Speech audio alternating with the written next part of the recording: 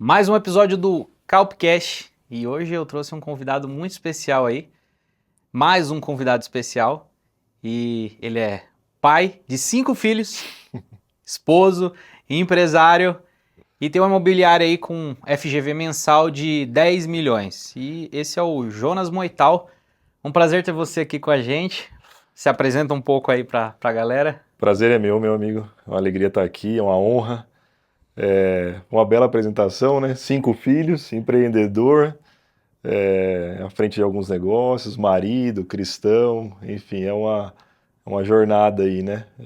Alguns desafios que a gente tem diariamente que a gente dá. E cara, uma dúvida, você já encerrou a fábrica dos filhos ou se vier mais?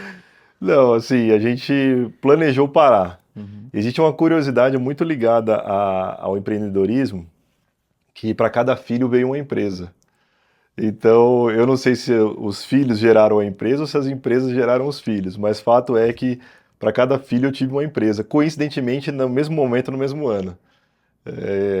Começou em Caraca, 2018 e aí veio, né? Eu tinha um negócio antes, né?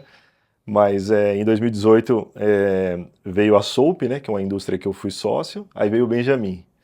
Em 2021 veio a Terricons, que foi uma empresa de solução construtiva, aí veio o Felipe. Em 2023 nasceram gêmeos, e aí nasceram duas empresas. Engraçado, né? Nasceu a Mestre da Obra, que é uma empresa de locação de equipamentos, e a MyBroker, que é uma imobiliária, soluções imobiliárias. E agora, em 2025, eu estou abrindo a incorporadora Eros, e aí tá vindo o Anthony. caraca, muito bom, cara, muito bom. É E uma todos curiosidade. os seus negócios são voltados para a área da construção. É por conta da formação, né?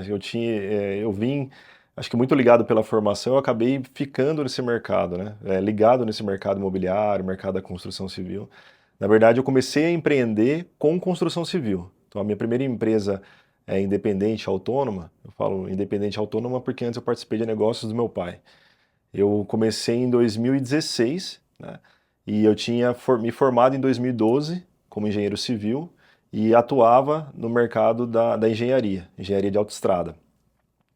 E aí, em 2016, eu comecei de sócio com um arquiteto que é primo da minha esposa, uma empresa que era focada em obra e projeto, então ligada à construção civil. Aí depois veio a Soap, que é uma empresa de industrialização de chicotes elétricos, de soluções construtivas para a construção civil. Então a gente industrializava chicote elétrico, kit gás, kits PEX, né, que é o kit hidráulico, e aí também ligado à construção. Depois veio uma outra construtora que era especializada em sistemas construtivos industrializados, parede de concreto, então a gente trabalhou muito forte nisso. E aí, em 2022, eu decidi migrar, né? Eu dei uma pivotada no negócio. Então eu parei com os negócios que eu fazia antes e entrei para o mercado imobiliário. Mas que anda de lado, né? Com o mercado da construção civil, né? O mercado imobiliário, ele anda em paralelo, né? E E, quando você decidiu ali entrar no mercado imobiliário, você pensou em ter a sua imobiliária, olhou e falou que era melhor ter uma franquia, porque hoje a MyBroker é uma franquia, é uma né? franquia. É Como, uma como foi franquia. essa decisão? É, ela veio um pouquinho antes. Eu passei por um problema muito grande psicológico em 2021 ligado à estafa, demanda de trabalho. Então eu estava trabalhando de 12, 13, 14 horas por dia. Caraca. Estava numa pegada forte de trabalho. Tinha dois negócios que estavam crescendo muito acelerado, né? A Soper era uma empresa que a gente havia aberto ali em 2018 e aí com a pandemia potencializou demais o negócio. Então a gente entre 2020 e 2022 a gente mudou duas vezes de endereço, triplicando o tamanho. Então contratando muita gente. Então, tinha o gargalo da contratação, do treinamento, da linha de produção, do compromisso da entrega, né, nos prazos, porque o nosso produto ele estava numa etapa da obra que ele não podia atrasar, não poderia ter atraso. Então era uma loucura. Perdão. Eu comecei, aí a gente começou a ficar sobrecarregado, cara. E aí eu tinha construtora, então na construtora eu tinha mobilizado em canteiro de obras mais ou menos umas 40 pessoas. Aí na Soap, né, que era a indústria, a gente tinha mais umas 130 pessoas. E aí comercial, e o jurídico, e o contábil, e o RH, e o departamento pessoal, e as demandas de casa, né? Eu tinha um filho recém-nascido, minha esposa precisando de ajuda em casa. Então aquilo começou a ficar muito pesado para mim, né? O trabalho deixou de ser prazeroso. E aí eu tive um desalinhamento com a sociedade, com os sócios da Soap, né? No final do ano a gente teve um desalinhamento de expectativa mesmo, de objetivo em relação à empresa. E aí eu estava muito cansado, cara. Eu falei, puxa, eu preciso abrir mão de alguma coisa, senão eu vou ficar doente. Na verdade, em conversa com um amigo meu, que é um especialista na área de desenvolvimento de pessoas, né? Ele falou, cara, se você não parar, uma doença vai te jogar em cima da cama. Então você precisa tomar uma decisão. Senão você vai ficar ruim, cara. Fisicamente você vai ficar doente mesmo. E aí eu peguei, como já tinha esse desalinhamento com os sócios, eu falei, cara, eu vou abrir mão da Soap, né? Então em dezembro, dia 17 de dezembro de 2021, eu tomei essa decisão. Eu e minha esposa tomamos essa decisão junto, conversando. Falei, vou parar. Então a gente deixa passar o final de ano, a gente tinha uma viagem programada, né, de ano novo com as crianças. Falei, quando voltar, eu vou chamar os sócios e vou conversar. E aí foi o que aconteceu. Virou o ano, dia 3 de janeiro foi o primeiro dia útil do ano. 10 horas da manhã eu marquei uma reunião com eles, falei, olha, eu vou sair da Soap. E, e aí a gente começou a entrar ali num processo de negociação, né, de como que eu ia receber, enfim, aí foi uma outra história. E aí eu falei, bom, agora me sobra a TR Cons, né? Então eu vou ficar na TR Cons e vou enfiar o pé no acelerador e esse vai ser um negócio que eu vou focar agora 100%. E só que eu achei que a saída da Soap ia resolver esses problemas e não resolveram. Então em abril de 2022, 4 meses depois, eu decidi parar também com a construtora. Então por isso que eu falo que é uma pivotada. Eu parei duas coisas que eu fazia, que era a minha principal fonte de renda, parei os negócios. E aí a Soap, na verdade, a gente entrou numa negociação que ela levou mais de 18 meses, então eu fiquei mais 1 ano e meio na empresa, só que daí eu não fiquei mais presencial. A gente tinha mais de 50%, né, da sociedade da empresa, então todo o financeiro, administrativo estava na minha mão, aí eu segurei isso por mais 1 ano e meio, mas eu fiquei trabalhando mais home office, ia lá eventualmente numa reunião ou outra, e, e aí fiquei até agosto de 2023. E aí parei com a construtora em 2022, aí esse de maio até dezembro de 2022 eu fiquei em casa, cuidando de mim, cuidando da minha esposa, cuidando da minha família, aí a gente foi viajar, eu fui cuidar da saúde mental, emocional, tal, psicológica, né? Só que chegou no final de 2022, eu falei, cara, eu preciso fazer alguma coisa, o que que eu vou fazer? E aí eu fui estudar modelos de negócios, né? Então, eu tinha um negócio que já estava na gaveta, um projeto que estava na gaveta parado há muito tempo, que era a construção para venda. Então eu tirei esse projeto da gaveta, eu dei start nele, mas eu queria mais algumas coisas, né? Pela minha negociação com a Soap eu estava bem capitalizado, falei, cara, eu vou investir em outras coisas também.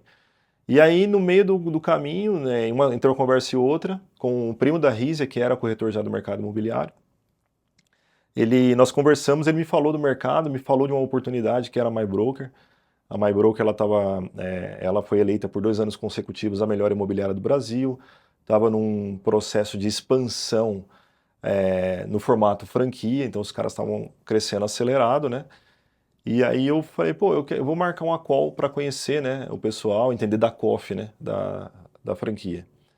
E aí ela veio muito de encontro, eu falo que foi a MyBroker que me escolheu, né, porque ela veio de encontro ao momento de vida que eu estava passando. Então, eu fui o terceiro, foram 3 franquias iniciais que ajudaram a modelar o formato de franquia da MyBroker hoje. Tá? Então, eu participei desse processo. Nós fomos convidados para ajudar a desenvolver. Então, a COF, por exemplo, eu ajudei a revisar a COF. Então, eu participei ali no início. E isso nos trouxe muita proximidade do pessoal que são os CEOs da empresa, né? Os fundadores. E aí os caras, a gente, várias reuniões e conversa por videochamada e tal, eles falaram assim, cara, vem aqui em vem aqui em Goiânia para nos conhecer, porque todas essas dúvidas que você tem, talvez nos conhecendo pessoalmente, olho no olho, a gente conversando, você vai entender o que é a MyBroker, qual que é a expectativa nossa para a empresa, e eu tenho certeza que vai dar certo. Então naquela época o Ricardo Martins ainda fazia parte da empresa, né? Tava o Ronaldo, o Leandro, o Albuquerque e o Ricardo Martins. Aí eu viajei para lá, foi na primeira semana de janeiro de 2023 isso. E aí foi uma troca muito boa, cara, foi um bate-papo muito gostoso, eu fiquei lá por uma semana. E aí eu falo que eu viajei para lá com todas as dúvidas e voltei com todas as certezas, porque ela estava alinhada com a minha expectativa, com o meu objetivo de vida, com o meu objetivo de empreender. E aí a gente voltou e aí a gente implantou uma unidade de Jundiaí. Então, não foi bem eu escolher o formato franquia, né? Eu estava para empreender, para investir em alguma coisa. E ela veio a calhar no momento específico da minha vida, né? E a gente estava muito alinhado na missão da empresa, nos propósitos, nos objetivos. Então foi aí que eu tomei a decisão de abrir a MyBroker aqui. Cara, que legal. E qual é o seu ponto forte em todo esse escopo de trabalho? Você se considera um bom gestor, um bom vendedor, um bom líder de pessoas? Onde você se encaixa em tudo isso? Acho que assim, o empreendedor ele tem que ser bom em muitas áreas, né? Ele é multitarefas, né? É polivalente, mas a experiência que eu adquiri empreendendo, que já vem uma jornada empreendendo, né? São mais de 10 anos e empreendi muito com meu pai. Eu comecei a trabalhar com meu pai com 11 anos de idade. Meu pai já empreendia, já tentava empreender. Então, Seu pai tinha negócio do quê? meu pai, na verdade, ele começou como profissional autônomo. Quando ele casou com a minha mãe, ele já era um profissional autônomo trabalhando com pintura, né? Serviço simples. E meu pai sempre ganhou muito dinheiro na pintura, mas ele sempre quis ter um negócio fora da pintura, porque a pintura era muito sazonal. Então, às vezes ele ganhava uma grana, depois ele ia queimando aquela reserva até surgir um novo serviço. Então ele queria algo mais perene, e com isso ele tentava empreender em outros negócios. Então eu brinco que tudo que termina com ria, meu pai já teve padaria, doceria, é, relojoaria, sorveteria, papelaria, meu pai já teve tudo isso. E o que faltou para meu pai foi conhecimento, estudo, né? Meu pai só tem a quarta série. Mas meu pai sempre me levou para trabalhar desde muito cedo. Deixa eu abrir um parênteses aqui, né? Apesar dele sempre fugir da pintura, foi a pintura que deixou ele bem na vida, né? Então depois ele formalizou esse negócio da pintura, isso virou uma empresa de manutenção, hoje ele tem alguns contratos muito bons, então meu pai está bem. E aí ele entendeu que não adiantava tentar empreender fora disso, que é o conhecimento que ele tem, né? Então até hoje ele sobrevive de empresas de pintura e manutenção. E aí eu herdei essa veia dele, né, empreendedora. Então eu trabalhei com ele dos 11 até os 25. Com 25 anos eu entrei na faculdade de engenharia, porque meu pai trabalhava com pintura, né, trabalhava com obras, fazia obras para grandes empresas. E aí eu falei, poxa, tem tudo a ver, vai dar sinergia. Faço a engenharia, né, e a gente entra oferecendo mais serviços. E aí eu entrei na faculdade de engenharia e fui convidado para fazer um estágio no primeiro mês. Um estágio no segmento de autoestrada, a engenharia de transporte. E eu nunca tinha vivido essa experiência de trabalhar numa empresa. Isso com 25 anos já.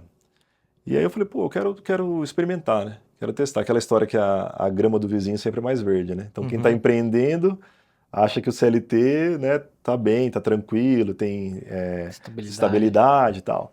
E quem está lá, às vezes quer empreender e não tem coragem. E aí eu fui, cara, fiquei como CLT 5 anos, foi muito bom, né? Foi todo o período da minha jornada ali, eu me desenvolvi profissionalmente, trilhei uma jornada, então entrei como estagiário, saí como coordenador de projetos, e me ensinou muito lá, né? Eu aprendi demais, aprendi como funcionava uma grande empresa, aprendi muito sobre a minha formação, mas no final a vontade de empreender pulsava mais alto. Só que toda essa jornada com meus pais, com o CLT, me trouxe muita bagagem, muitas habilidades, né? Então, cara, eu já fiz de tudo, assim. Eu trabalhei desde serviços manuais como construção civil até fazer bolo, até fazer doce, até ralar coco, cara, tentei de tudo, né? E quando eu comecei a empreender autonomamente, que daí já não foi com meu pai, eu fiquei 5 anos no CLT e voltei a empreender, abri o negócio já independente, eu entendi que eu não sabia nada de empreender, né? Porque meu pai, coitado, ele sempre teve muita garra, muita força de vontade, né? E, graças a Deus ele foi bem sucedido, mas ele não tinha muito conhecimento. E aí eu entendi que eu precisava buscar conhecimento, novas habilidades, gestão, comercial, RH, contabilidade, entender um pouquinho de tudo, como é que você faz uma prospecção, você monta um contrato, parte jurídica, enfim, uma série de coisas que eu precisava aprender. E aí isso eu fui me desenvolvendo. E uma coisa que eu era péssimo, cara, era comercial. Eu olhava assim e falava, cara, isso não é para mim, vendas não é para mim. E depois eu descobri que o empreendedor, ele precisa saber vender, né? Então me desenvolvi na área de vendas, me desenvolvi na área de comunicação, Mas a Soap foi um MBA, né? Porque foi um MBA intensivo assim na prática, porque foi uma empresa que a gente começou do zero com 2 funcionários e tendo lá um faturamento no primeiro ano de 57 mil num espaço de 150 metros. E aí eu saí em 2023, a gente tinha um faturamento de quase 15 milhões, 130 funcionários e uma planta de 4 mil metros quadrados. Então a gente cresceu muito rápido e ali exigiu muito da gente se desenvolver em conhecimento. Então, gestão hoje é o meu forte, né? Se eu tiver que estar no comercial, eu faço bem, eu faço bem. Se eu tiver que estar liderando a equipe, eu faço bem também. Mas hoje eu faço mais a gestão do negócio, né, e a gestão dos gerentes, né? Quando eu lido com pessoas é diretamente com os gerentes. E os corretores, eles ficam abaixo dos gerentes. Então eu não tenho muito contato na gestão dos corretores. Eu tenho muita interação com eles. A gente tem um formato de trabalho onde a gente treina muito, né? A gente tem treinamentos semanais, fazemos uma reunião de alinhamento geral também semanal, então é sempre eu que trago essa palavra, eu que falo com o pessoal, boa parte dos treinamentos sou eu que dou, então eu tenho um contato próximo com eles, mas eu não faço a gestão deles diretamente, né? Tenho os gestores que cuidam disso. Entendi. Você comentou que no período que você estava naquela pegada, empreendendo, muitas coisas, você teve problemas aí. Foi burnout? Você. Um pé no burnout. E, cara, olhando hoje, o que que você pegou como. Extraiu de saber, de conselho disso? O que que você pode passar até para gente que está empreendendo para não cometer esse erro? Cara, eu acho assim, ó, vai ter uma fase da vida que no início de você empreender, começar a empreender, é necessário você colocar o pé no acelerador, sabe? Tem uma fase ali que você vai precisar se desgastar mesmo. Eu desconheço alguém, pelo menos que veio de baixo, que começou, né, a empreender, que não veio de um berço, que não herdou empresa de pai, por exemplo, que o cara não tem que se doar muito para o negócio. Ele tem que se doar, cara. É natural que isso aconteça, né? E eu fiz isso por um período da minha vida. Tem uma pesquisa que fala que a fase mais produtiva de um homem, o pico de produção, ela é dos 35 aos 45 anos. Porque ele já reúne conhecimento, normalmente o cara já fez alguma formação, já teve as suas experiências profissionais, então ele tem um pouco de experiência e ele tem conhecimento, já estudou, já fez uma faculdade, já fez cursos, enfim. Então ele está capacitado com habilidades, com conhecimento, né? E aí ele tem um pico de produção, porque aí o cara já está mais maduro também. Com 35 anos, o homem está um pouco mais maduro. Então as decisões dele já são mais pensadas, ele já planeja mais, não é tanto no impulso, né? Quando você está no início da jornada, a gente age muito por impulso, né? E isso faz a gente cometer alguns erros.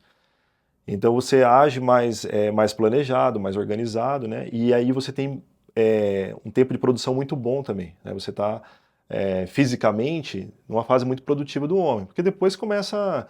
Meu pai brinca que depois dos 40 você começa a descer o morro, né? Então depois dos 45 você vai começando a perder virtude, né? Você já não tá mais, não tem um físico mais de uma pessoa jovem.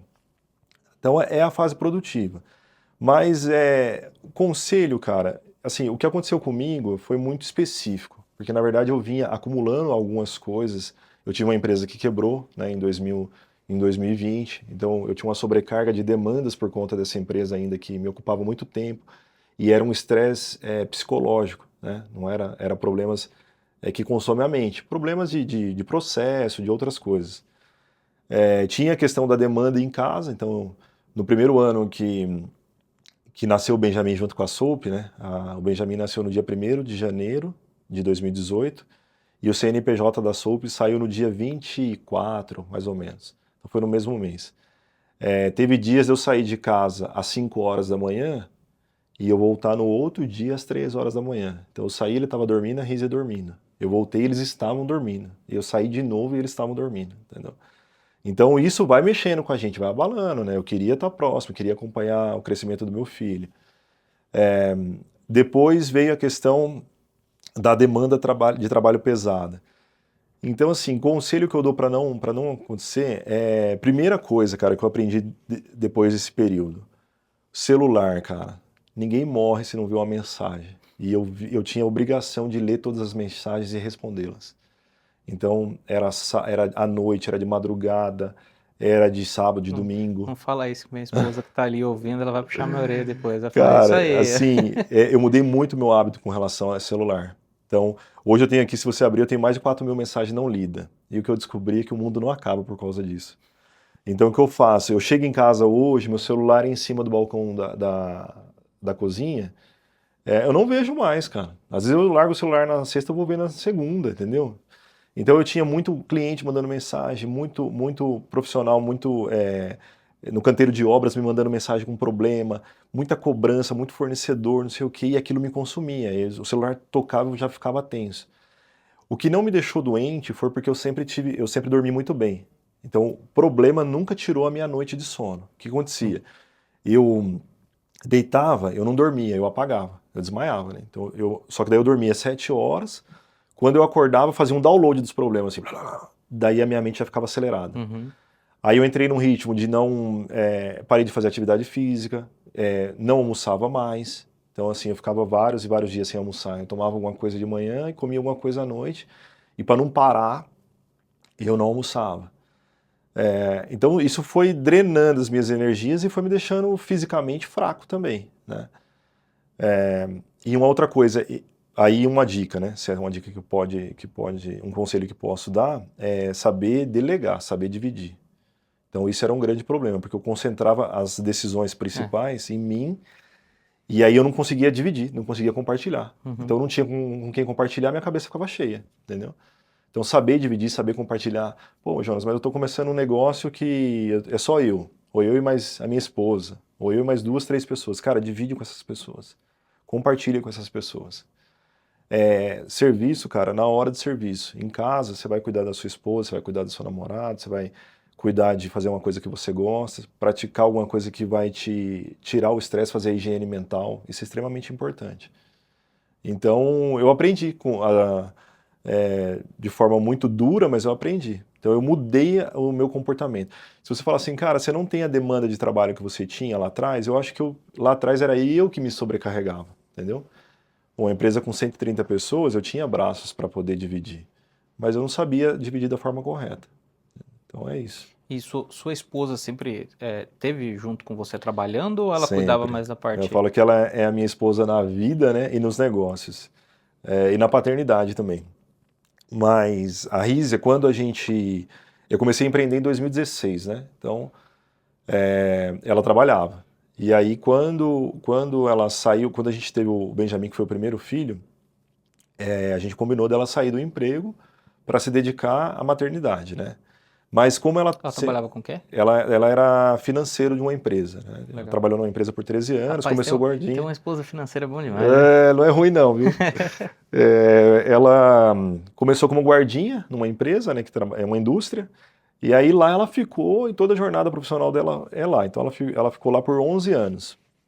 E aí quando ela saiu, ela tinha muita habilidade com isso. E eu tinha essa necessidade. Então eu falei assim, você me ajuda, né? Você trabalha home office, trabalha de casa, então você faz folha, faz fluxo de pagamento, né? Faz contas a pagar, a receber, e aí ela foi tocando. Então ela me ajudou demais. Só que, assim, a gente é muito alinhado, né? A gente é muito parceiro. Então eu não faço nada sem consentimento, sem aprovação, ou sem a ajuda dela, a opinião dela. Então, às vezes surge uma ideia na minha cabeça, eu sento, amor, isso. Tô com essa ideia, tô pensando em fazer assim, pensando em fazer assado. O que você acha? Bora, se você acha, vamos orar e vamos junto e vai dar certo. Quando foi para eu abrir mão das empresas, dos dois negócios, né? Primeiro não veio as duas no mesmo momento, né? Mas veio com a diferença de 4 meses. É que eu chamei ela para conversar, foi em 17 de dezembro de 2021, eu falei assim, olha, eu quero parar com a Soap. E ela pegou e falou assim, é isso, amor? Eu falei assim, é isso. Ela falou assim, então tá bom, então eu tô com você. E aquilo me deu a tranquilidade, a segurança de tomar a decisão. Porque, cara, era o faturamento da minha empresa, era a fonte de renda da minha casa, da minha família. Já estava com 38 anos nessa época, eu falei, pô, como é que com 38 anos você abre mão de algo que é sólido, que você ajudou a construir, que você se doou para o negócio, como é que você abre mão disso? Mas eu abri com tranquilidade porque ela entendeu o meu momento. Ela falava que eu estava em casa, mas o meu pensamento não estava em casa. Então, às vezes eu estava com ela preparava um jantar à noite, estava eu, ela, o Benjamin sentado brincando, o Benjamin me chamava e eu não ouvia. E ela falava assim, você está aqui, mas o seu pensamento está longe daqui. Você não está aqui, você está aqui só de corpo presente, mas sua alma não está, seu pensamento não está. Então ela me deu forças para tomar essa decisão. Aí em abril, que eu tomei 4 meses depois, falei, quero parar com as obras, ela falou assim, tá bom, amor, tudo bem, é isso. Eu falei, é isso. Ela, então tá bom, tô com você. Quando eu fui abrir a My Broker e a Mestre da Obra, né, e começar as obras, ela falou assim, você acha que é isso, você tá pronto? Eu falei, tô. Ela falou assim, eu tô com você, então vamos junto. Então ela sempre me apoiou demais. Agora, recentemente, estou abrindo a Eras, né, que é uma empresa de incorporação, e ela sempre compartilhou, cara. Então por isso que eu falo que ela é minha sócia nos negócios, né? E assim que as crianças estiverem maiorzinhas, ela vai voltar e ela vai participar comigo, né? Quando eles estiverem já mais independentes na escola, eu quero que ela esteja do meu lado, pelo menos meio período, né? Mas ela é uma parceira, cara. Maravilha, cara. E eu acredito que a gestão financeira é muito importante quando você tem mais de uma empresa ou quando você tem uma empresa grande rodando, né? Sim. Você sempre teve até para as finanças pessoais, pô, 5 filhos, precisa ter ali um caixa de Um emergência, você precisa planejamento. ter um planejamento muito bem detalhado, né? Tem um fluxo de caixa na minha casa, né? Você sempre teve uma educação financeira muito boa, de Não. berço já? Como que foi? Como que você aprendeu a ser educado financeiramente? Eu não tive, não era no início, né? Eu tenho uma facilidade com números, né? Até por isso a minha formação. Eu sou engenheiro civil, eu gosto de cálculo, gosto de número, gosto de matemática, gosto de planilhas. Então, eu tenho uma planilha que ela foi melhorando ao longo dos anos, mas que eu uso, eu e a Risa, desde que a gente começou a namorar. Que a gente fez a aquisição do nosso primeiro terreno, que nós compramos junto, aí o casamento. é, a gente teve sim a ajuda dos nossos pais, né, mas de uma forma que eles na época não tinham muito recurso, muitas condições, então ajudaram como podiam, então a gente fez tudo, cara, a gente fez e a gente era contadinho, então eu planilhava tudo, né? Aí eu colocava lá a entrada, saída, né, as categorias. E isso veio melhorando e eu tenho esse hábito até hoje. E nas empresas, uma coisa que a gente aprende, né? Aí tem um curso do aprendizado, você comete alguns erros e depois você aprende, né? Quando você tem muitas coisas assim, e a gente que tá. Não é um empreendedor grande, a gente não tem uma super estrutura. Então, você toca muita coisa, pessoalmente, operacionalmente falando. Não misturar, né? Não misturar as contas de casa com as contas da empresa e as contas entre as empresas também. Porque às vezes uma empresa tá boa aqui e a outra tá ruim ali. E você tende a arrancar o dinheiro daqui para cobrir um buraco lá, entendeu? E isso é um péssimo erro que você pode cometer. Porque vira uma bola de neve isso daí, literalmente. Mas o planejamento financeiro, ele vai muito mais sobre gestão do que o financeiro em si. Eu aprendi muito sobre contabilidade. Eu fui forçado a aprender sobre contabilidade, muito sobre administrativo. E aí isso me ajudou com a parte financeira, né? Então, eu não sou uma pessoa que tenho formação nessa área, não tenho uma especialização nessa área, mas aprendi na prática, no dia a dia, na necessidade. Então, foi dessa forma. Legal, cara. E quais são os próximos passos aí dentro do empreendedorismo? Cara, os próximos passos é colocar essa última empresa que a gente tem aí, tá engatinhando, né? Que é a Eras. Que é a Eras, para rodar. Então, lembra que eu falei para você que a gente tem um pico de produção ali, né? O Uhum. homem tem, né? Que é Aham. dos 35 aos 45. Eu tô com 42. 42. É. E graças a Deus hoje as coisas elas estão dando certo, né? Elas estão caminhando bem. Então, a imobiliária ela vai super bem. A construção para venda que eu faço de uma forma mais amadora ou informal, né? Que é na pessoa física, ela vai bem, muito bem também. Então, eu fiz, vendi, estou fazendo de novo, construindo casas em condomínio. A mestre da obra é uma operação mais simples, né? Ela é uma operação muito enxuta, então ela é muito mais balcão mesmo, né? Então você tem ali os equipamentos, chega o cliente para alugar. Não é um negócio que você consegue escalar muito, que você consegue projetar ela muito longe em número de faturamento. Mas é uma operação muito simples também, quase não demanda de mim. Ela roda mais autônoma. E a construção para venda, que começou esse desejo desde a minha formação em 2012, e aí eu estou fazendo isso hoje de uma forma mais informal, como eu comentei, na pessoa física, e eu vou agora formalizar isso e escalar isso na incorporação. Que a incorporação nada mais é do que você construir para vender. Cara, e qual o maior desafio na construção para venda? Porque você precisa ter bons empreiteiros Ah, ali, né?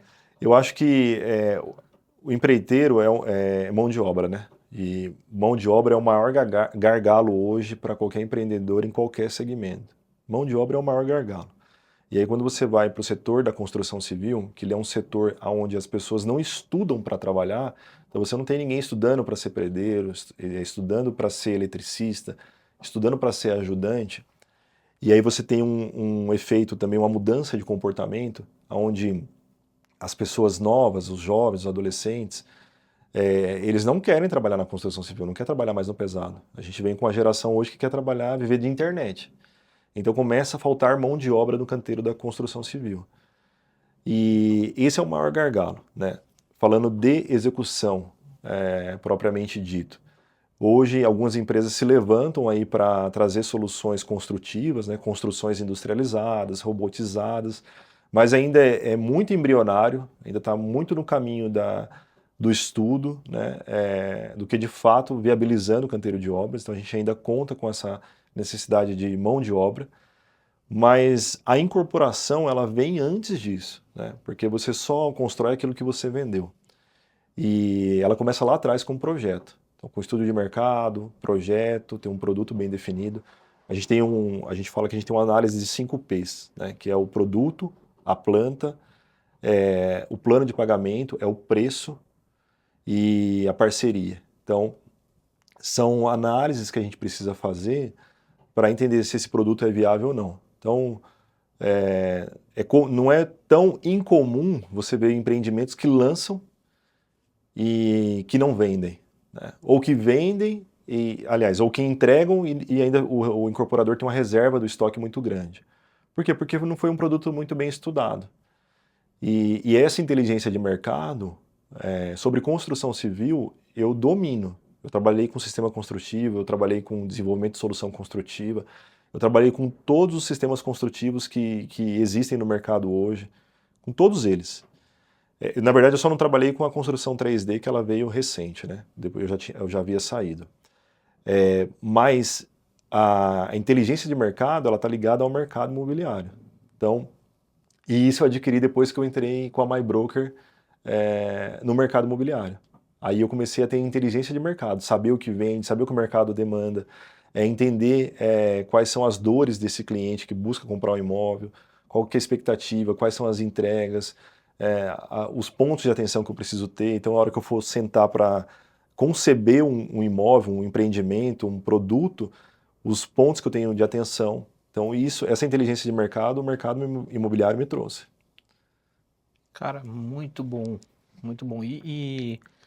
Ali dentro da MyBroker, na parte de vendas, você atua também em treinamentos, essa parte? Você investe bastante no treinamento da equipe, Sim, né? treinamento é uma cultura nossa, né? É uma cultura da MyBroker. Então, isso está no nosso DNA. O Ronaldo Dantas, que é o founder, né? Ele veio do mercado financeiro, migrou para o mercado imobiliário e começou como corretor. E aí, como corretor autônomo, isso em 2008. Em 2011, ele decidiu abrir uma imobiliária, porque ele via que tinha um déficit muito grande no mercado de profissionais qualificados. Então, como que ele conseguiu, qual a oportunidade que ele viu, que ele entendeu? Falou assim, cara, eu vou treinar o pessoal, vou deixar esse profissional extremamente qualificado, e aí com isso a gente vai ter resultado, vai ter performance. Porque até então, naquele momento, as imobiliárias elas não desenvolviam o profissional.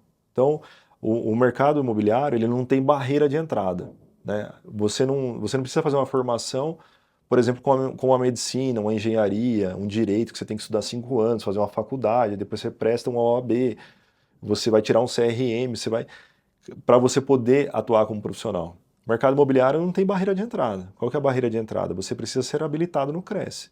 Você vai lá, faz um curso, que é um curso bem rápido, uma prova e você entra. Só que o corretor, no final do dia, ele trabalha com vendas. Ele vende, então ele é um vendedor. E como vendedor, ele precisa desenvolver habilidades de vendedor. E esse é o maior gargalo hoje no mercado imobiliário. E aí, como que a gente faz? Então, voltando agora, né, o Ronaldo, em 2011, ele abriu a imobiliária e ele falou assim, cara, eu vou começar a treinar meus corretores. Então, ele implementou um sistema didático, né, de treinamento constante, que a gente chama de Universidade My Broker e Academia de Vendas, que ela acontece toda quarta e sexta-feira. Quarta e sexta tem treinamento. Treinamento de conceitos básicos, às vezes é um contorno de objeção, às vezes é uma prospecção, forma de prospecção, funil de venda, enfim, um pouco de marketing, como subir campanha, jurídico, entender a jornada do cliente, né? Porque a venda de um imóvel é muito burocrática, né? Você passa por uma jornada burocrática muito grande. Análise de crédito, aprovação do crédito, cartório, então você tem as emissões das CNDs, então tem uma série de etapas ali envolvidas nesse processo. E aí a gente vai treinando. E treina sobre financiamento, treina sobre a parte jurídica, treina sobre vendas, treina sobre motivação, treina sobre desenvolvimento pessoal. Então a gente treina recorrentemente. Hoje aqui em Jundiaí, a nossa unidade, nós temos 95% dos nossos corretores não eram do mercado. Então a gente pegou gente que não era do mercado, inseriu essas pessoas no mercado e aí treinou elas, né, capacitou elas. Agora você tem que abrir uma empresa de capacitação para pedreiros. Também. Você que quer ser pedreiro também. E tal, porque ganha bem pedreiro também. Ainda mais hoje no mercado que tá escasso. Cara, pedreiro bom hoje ganha bem, cara. Ganha bem, assim, ganha melhor do que muita gente formada na engenharia ou no direito, por exemplo, recém-formado, né? A gente tem pedreiro que tira 7 pau por mês hoje, cara. Fácil, entendeu? O construtor, então, ganha muito bem. Só que o pessoal não quer, né?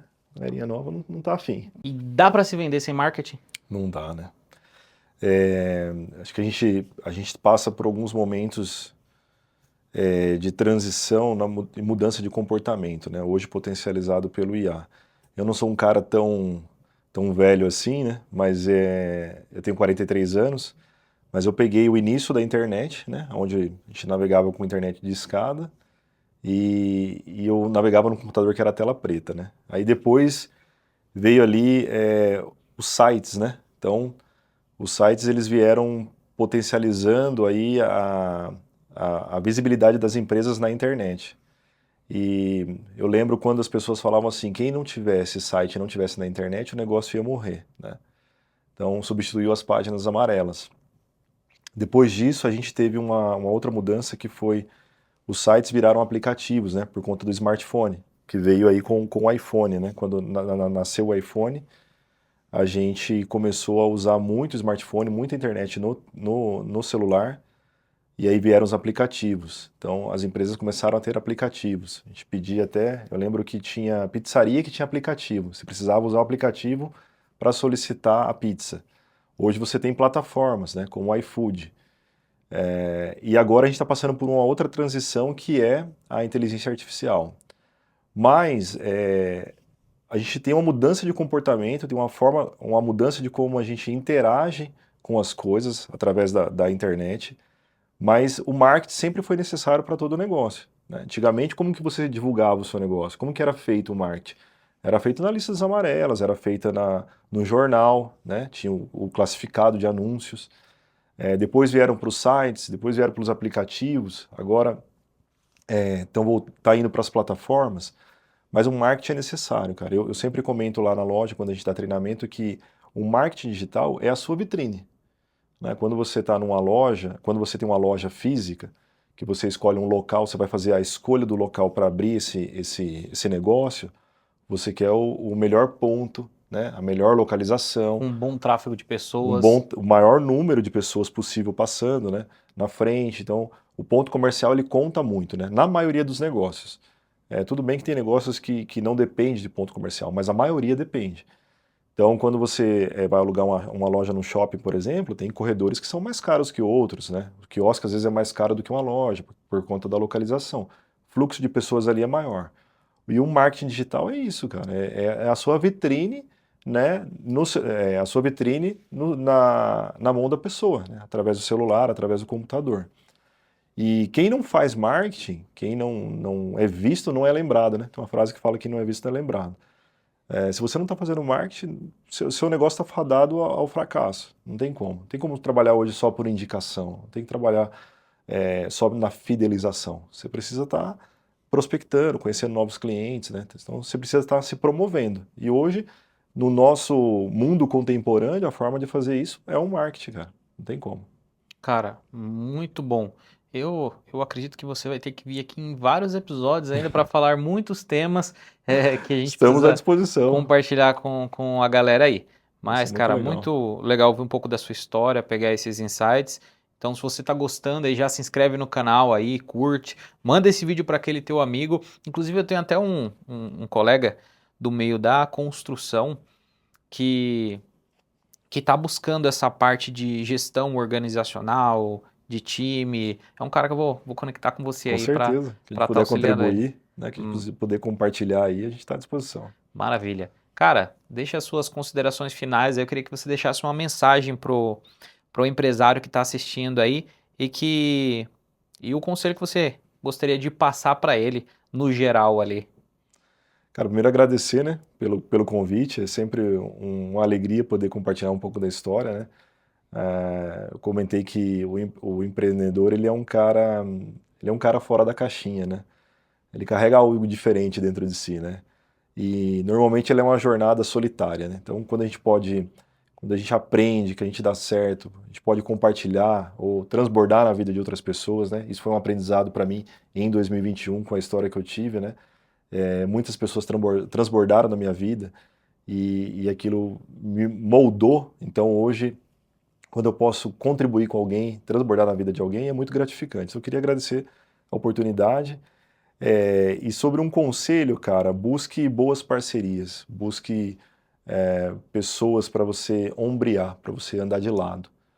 Na jornada de empreendedorismo, né, eu aprendi que a gente precisa ter pessoas do nosso lado que a gente possa ombrear, que a gente possa compartilhar, que a gente possa dividir, que a gente possa aprender. Então, bons mentores, né? E o mentor nem sempre é somente uma pessoa como um empreendedor, mas às vezes vai ser alguém que vai te ajudar aí com um problema pessoal, um problema psicológico, um problema de outras ordens. Então, buscar boas pessoas para que você possa dividir, para que torne esse fardo, muitas vezes pesado no início do empreendedorismo, um pouco mais leve, para que você não surte, né? Não tenha um burnout. Então, é muito importante ter mentores, ter conselheiros, e óbvio, se você vai buscar alguém para te aconselhar, essa pessoa tem que ser uma referência para você, né? Dentro daquilo que você acredita, daquilo que você tem a fé. Então, não adianta também você buscar conselhos em lugares errados, né? E tem uma frase que fala que você precisa buscar conselhos, né, com pessoas que chegaram aonde você quer chegar. Eu acho que ela é muito válida, mas eu acho que não é somente isso. Nem sempre é chegar onde você quis chegar, mas é a pessoa que pode compartilhar uma experiência de vida que vai te dar um insight, que vai te dar uma ajuda, que vai te dar uma orientação, né, que vai te ensinar algo. Então esse é o conselho que eu dou. Maravilha, cara. E para que a galera conheça melhor o seu trabalho, qual que é as suas redes sociais aí? Eu sou meio low profile, né? Mas as minhas redes sociais é @jonasmoital, e, né, compartilho um pouquinho ali do dia a dia, um pouquinho da família também, que é tudo na minha vida, né? Deus, família e depois os negócios. Então, quem me seguir vai ver muito sobre minha família, vai ver muito sobre fé e preciso melhorar, compartilhar mais coisas sobre o trabalho, né? Quem sabe você vai me ajudar com isso. Mas a gente compartilha um pouco do trabalho no dia a dia ali também. Maravilha. Então, esse foi Jonas Moital e eu vou trazer ele mais vezes aqui para a gente ter um tempo mais extenso para conversar, porque tem muita coisa boa ainda para ser falado. Eu espero que você tenha gostado e eu te espero no próximo Calpcast. Até mais.